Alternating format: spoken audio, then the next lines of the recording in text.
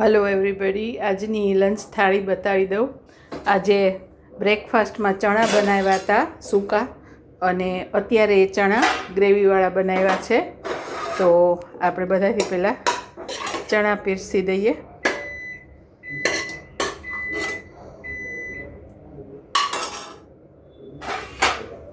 પછી બીજું આજે કારેલાનું શાક બનાવ્યું છે, કારેલા અને ડુંગળીનું શાક.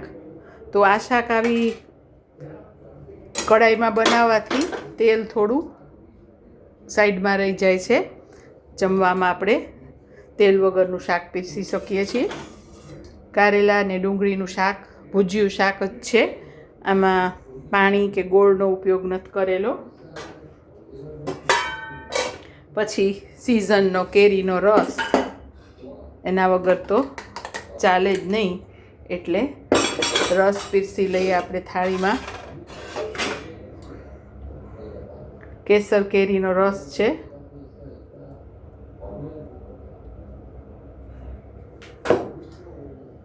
આજે પરોઠા બનાવેલા છે,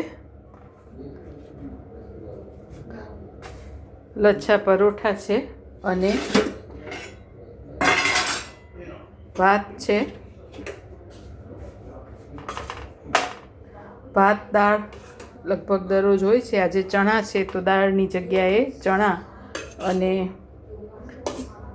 દહીં છે, દહીં અને છાશ. અને એક અમે હમણાં બહાર ગયા તો ત્યાંથી કોથંબીર પાપડ લઈ આવ્યા છીએ, તો એ કોથંબીર પાપડ પણ આજે છે થાળીમાં.